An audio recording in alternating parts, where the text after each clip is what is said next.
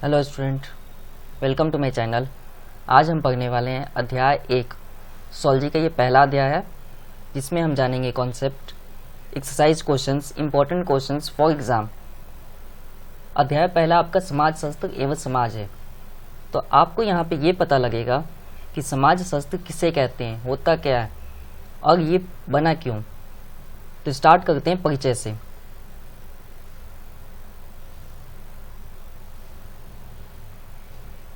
अब परिचय है तो सिंपल सी बात होगी, उसमें आपको डिफिनेशन ही बताया जाएगा। समाज शास्त्र शब्द की उत्पत्ति मिश्र शब्दों से हुई है। इसमें दो प्रकार के शब्द समाज, पहला शब्द है समाज, जो लैटिन भाषा से ली गई है। ये भाषा आज नहीं उपयोग होती, पहले होती थी। जैसे आप हिंदी इंग्लिश यूज करते हैं वैसे ये भी यूज होता था, लेकिन अभी तो बिल्कुल नहीं होता। देन अगला आपका ग्रीक, जो शास्त्र शब्द है वो ग्रीक भाषा से लिया गया है। समाज शास्त्र सामाजिक समुदायों, विभिन्न जाति संप्रदाय, अन्य वर्गों के विवरण से अवगत कराता है। इसे हम समाज शास्त्र कहते हैं। समाज शास्त्र के पिता अगस्ट कॉमेट थे, निर्माता भी और संस्थापक भी। यहाँ आप तीनों वर्ड ऐड कर सकते हैं, तीनों में से कोई भी। अब था समाजशास्त्रीय कल्पनाएं, व्यक्तिगत समस्याएं एवं जनहित मुद्दे। तो व्यक्तिगत समस्याएं तो नॉर्मली आपको पता होगा, आपके बुक में स्टोरी दी गई है, 2 स्टोरी है, उस स्टोरी के द्वारा समझाया गया है। अगर सिंपल भाषा में बात की जाए तो व्यक्तिगत 3 समस्याएं हैं। पहली कि खान पान, उच्च जीवन स्तर, समाज में सम्मान। यहाँ में लगाना आपने ठीक करने से, ये चाहिए हर एक व्यक्ति को, या समाज से सम्मान आप कह सकते हैं कि उसे प्राप्त करना है।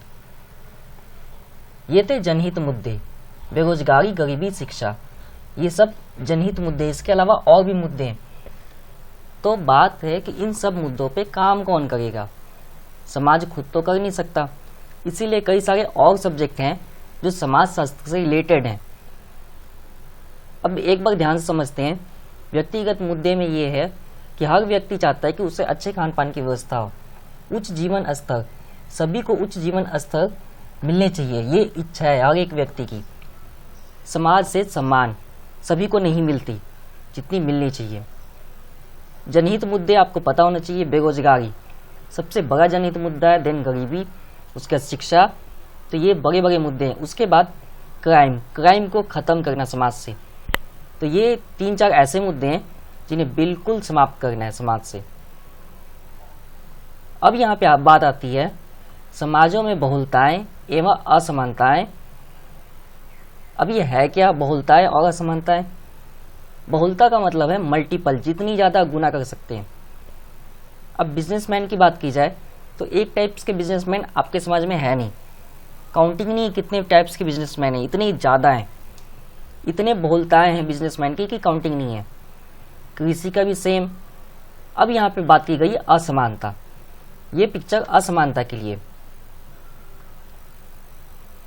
अब यहाँ पे आप देख ही चुके हैं, 3 अलग अलग यहाँ पे इमेज है, जिसमें आपको बताया गया है कि समाज में बहुलता क्या है और असमानता। एक प्राइवेट स्कूल की इमेज है और एक गवर्नमेंट स्कूल की।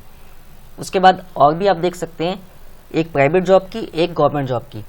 तो ये असमानता है। उसके अलावा यहाँ भी आप देखिए कि जो मजदूर है उसकी व्यवस्था अलग है, और कृषि का मालिक है जो खेत का, वो उसका अलग व्यवस्था है। तो ये आपके डिफरेंस है, अंतर है यहाँ पे। अब था परिचय हम स्टार्टिंग में कर चुके हैं, इसलिए परिचय रिपीट नहीं करेंगे।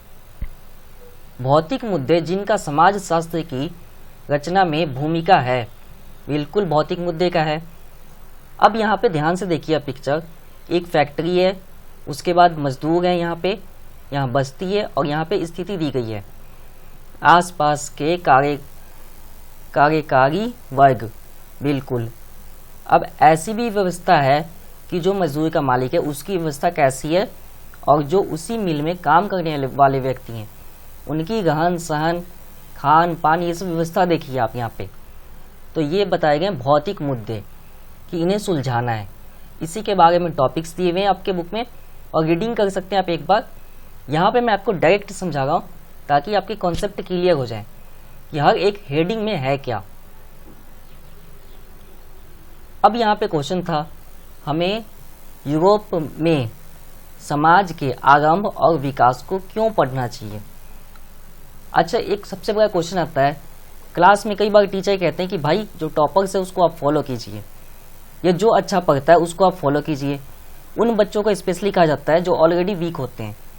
क्यों ऐसा कहा जाता है?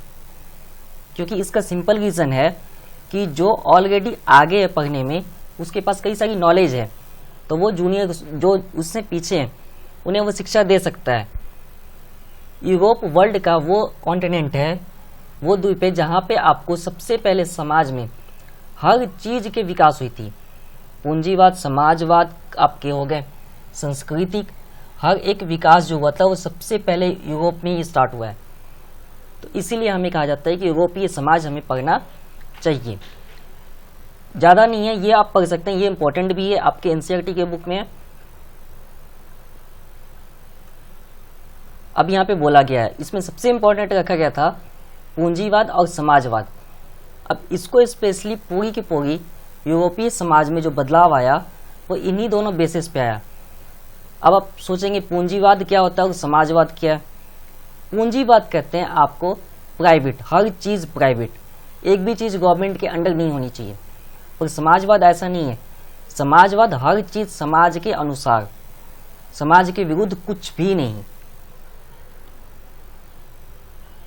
अब बात की जाए भारत में समाजशास्त्र का विकास। सबसे इंपॉर्टेंट बात आती है कि भारत में जो समाजशास्त्र का विकास हुआ वो विकास कैसे हुआ। क्योंकि हमने यूरोप तो देख लिया कि यूरोप में कैसे हुआ, सारे विकास तो वहीं से शुरू हुए हैं, और ये भारत तक पहुंचे कैसे, फिर भारत में कैसे हुआ। भारत में समाजशास्त्र का विकास ब्रिटिश शासनकाल के दौरान सरकार एवं विभिन्न विद्वानों के प्रयास से प्रारंभ हुआ। भारतीय विधा ये एक प्रकार की सब्जेक्ट है। अब इस सब्जेक्ट को पढ़े थे जीएस घुरिये, एमएन श्रीनिवास। अब इन्होंने क्या पढ़ा था और कैसे अपना योगदान समाजशास्त्र में, वो समझना है। भारतीय इतिहास, साहित्य, दर्शन और संस्कृति, जाति, वेद, ये सब्जेक्ट आते हैं। उसके अलावा संस्कृतिकरण, विकास, तो इन्होंने इन सब्जेक्ट को पढ़ा और इसी के अनुसार पूरे भारतीय समाज में अपने योगदान दिए। इतिहास, साहित्य, इन सबसे रिलेटेड जो भी थे हमारे सामाजिक चीज़ें, उन्हें समझाया और इनमें विकसित करने में पूरा योगदान दिया। A.R. देसाई, भारतीय गांव, भारतीय इतिहास, भारतीय राष्ट्रवाद, इन सब पे अपना योगदान दिया है। तो बस अभी इतना ही जानना है +1 में, क्योंकि आपके सब्जेक्ट में सिर्फ स्पेशली समाजशास्त्री के नेम और उन्होंने क्या पढ़ा इतना ही पूछा जाता है +1 में।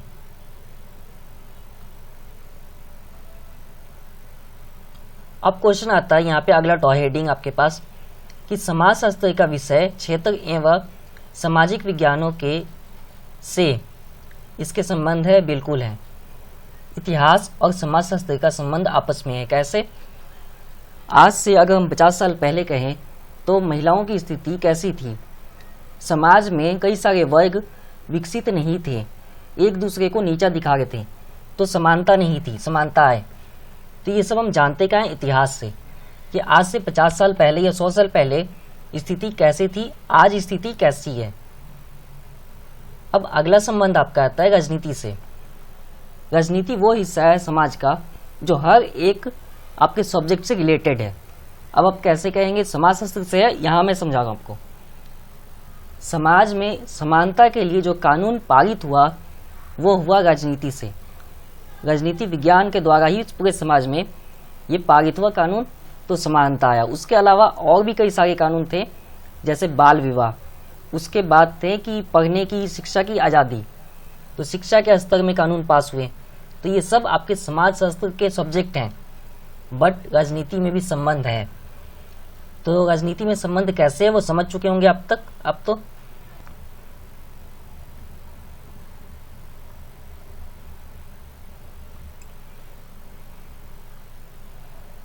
अब हमने लास्ट जो बोला था क्वेश्चन आंसर, तो क्वेश्चन सिर्फ बता रहा हूं मैं, आंसर अगले वीडियो में मिलेगा आपको।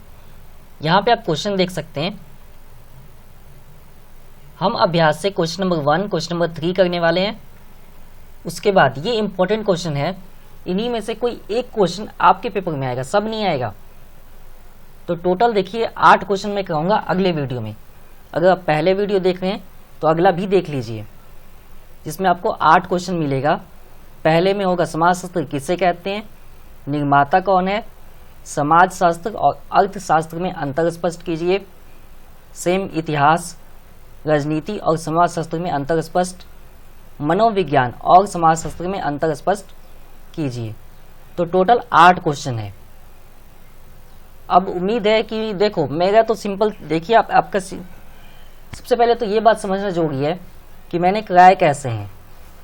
तो मेरा सिंपल वे है कि चैप्टर में आपको ये बस पता होना चाहिए कि आपके बुक में हेडिंग कितनी है, उस हेडिंग में कहा क्या गया है, आपको समझाने की और सिखाने की कोशिश क्या की गई है। अगर हम सारा डिटेलिंग एक एक लाइन करें तो टाइम भी लगेगा और मेन कॉन्सेप्ट भी जल्दी नहीं समझ पाएंगे। हमें कम टाइम में पूरा सिलेबस कवर अप करना है अच्छे मार्क्स के लिए। तो उम्मीद है आपको वीडियो पसंद आया होगा। अगले वीडियो में मिलेंगे। देखने के लिए धन्यवाद।